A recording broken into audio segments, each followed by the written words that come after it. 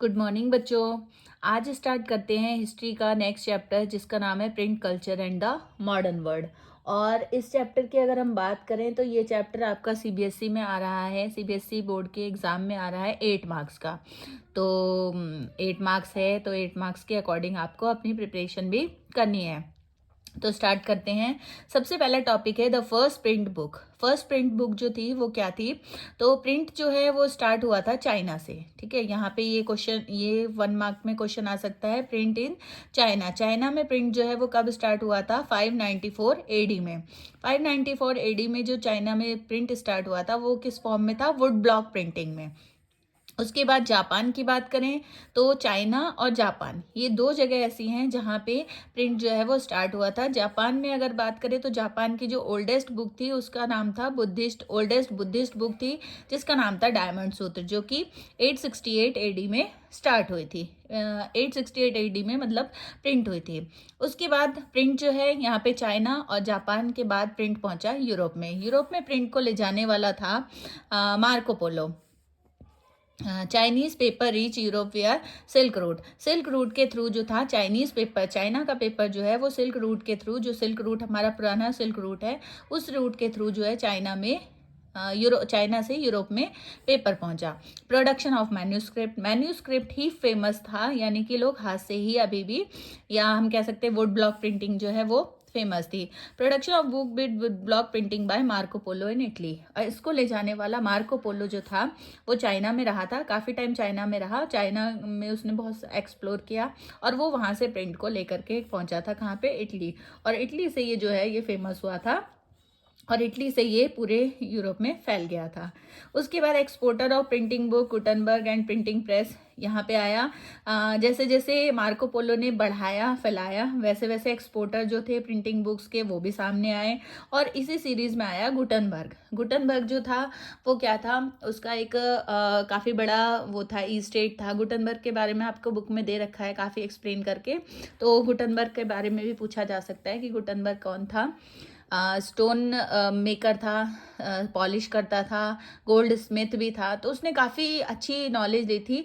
Olive की press थी उसके पास, वाइन की प्रेस थी। तो इन सब चीज़ों से उसने फर्स्ट प्रिंटिंग प्रेस बनाया और प्रिंटिंग प्रेस से उसने जो पहली बुक छापी उसका नाम था book printed was Bible. Bible उसने पहली बुक जो प्रिंट की थी उसका नाम था बाइबल। इसके बाद आता है print revolution and its impact. अब इस रिवॉल्यूशन का क्या इम्पैक्ट पड़ा? सबसे पहला है द न्यू रीडिंग पब्लिक। जैसे जैसे प्रिंट आया वैसे वैसे लोगों ने पढ़ना स्टार्ट किया। लोग जो थे पढ़ने लिखने लग गए थे, लोग जो थे वो नई नई चीज़ों को समझने लग गए थे। तो लोगों को इंटरेस्ट आने लगा। Religious debate and fear of print. अब प्रिंट में सब अपनी अपनी तरीके की बातों को प्रिंट करने लगे तो रिलीजियस डिबेट भी स्टार्ट हो गई। जैसे हिंदू ने कुछ लिखा, मुस्लिम ने कुछ लिखा, या किसी रिलीजियस में कुछ लिखा हुआ है तो उसको लेकर के डिबेट्स जो थी वो लोगों में स्टार्ट हो गई। प्रिंट एंड डिसेंट, लोग जो थे वो प्रिंट को लेकर के काफ़ी ज़्यादा इमोशनल भी हो गए। हर तरह की चीज़ें उनको वहाँ पे दिख रही थी, तो ये कहीं ना कहीं लड़ाई झगड़े को भी बढ़ा रहा था। रीडिंग मानिया, new forms of print. Print जो है नए नए तरीके से प्रिंट आने लगा। नए नए तरीके से मतलब नए फॉर्म्स में, मतलब हर फील्ड में, हर चीज़ में, पढ़ाई से लेकर के, एजुकेशन से लेकर के, और जो एटिकेट्स थे उन सब में भी प्रिंट जो है वो फेमस हो गया। उसके बाद प्रिंट का यूज़ किया जाने लगा लोगों के अंदर नेशनलिज्म की फीलिंग को बढ़ाने के लिए। जैसे पोएट्री फॉर्म में हो गया, प्रोज फॉर्म में हो गया, स्टोरी फॉर्म में हो गया।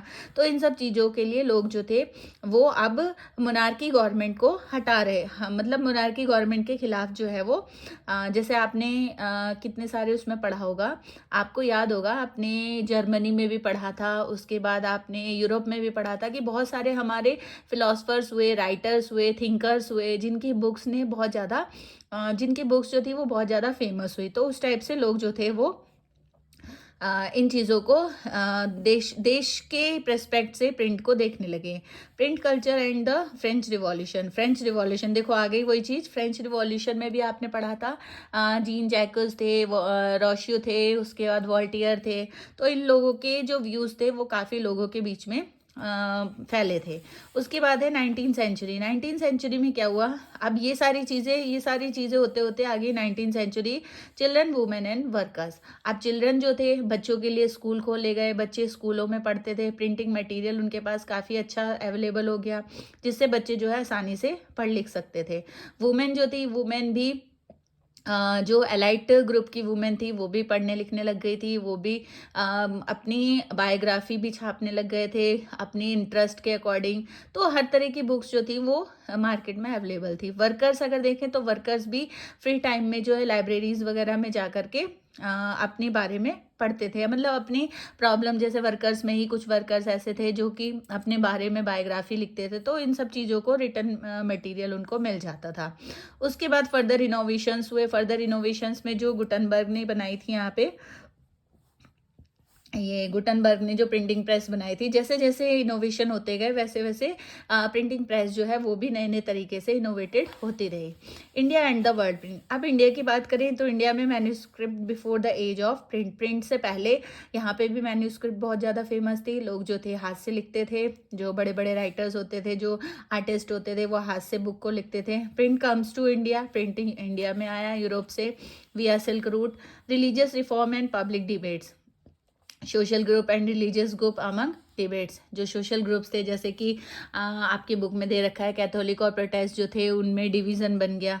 तो इस टाइप से लोग जो थे, रिलीजियस ग्रुप्स जो थे, सोशल ग्रुप्स, रिलीजियस ग्रुप, इस टाइप की चीज़ें जो थी वो बनने लगी। ये कैसे बनने लगी बच्चों, देखो जैसे प्रिंट में कोई ऐसी चीज़ अवेलेबल हुई जिसको कुछ लोग उसके फेवर में थे, कुछ लोग उसके अगेंस्ट थे। तो इस टाइप से, जैसे आप क्रिश्चियन धर्म में देखो तो क्रिश्चियन धर्म में आपको प्रोटेस्टेंट और कैथोलिक मिलते हैं, तो वो सब इन्हीं की वजह से हुए थे, प्रिंट की वजह से हुए थे।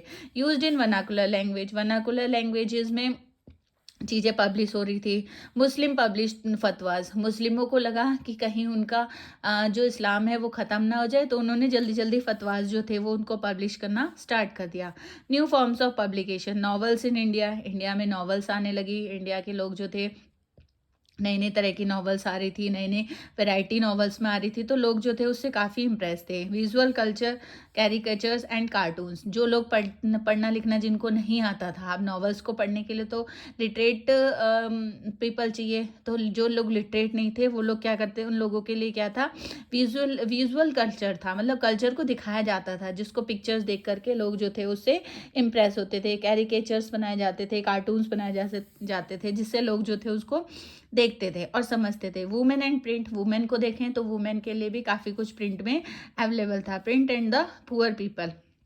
लोगों के लिए, गरीब लोगों के लिए देखें तो गरीब लोगों के लिए भी आपको प्रिंट में काफ़ी कुछ आपको देखने के लिए मिल जाता था।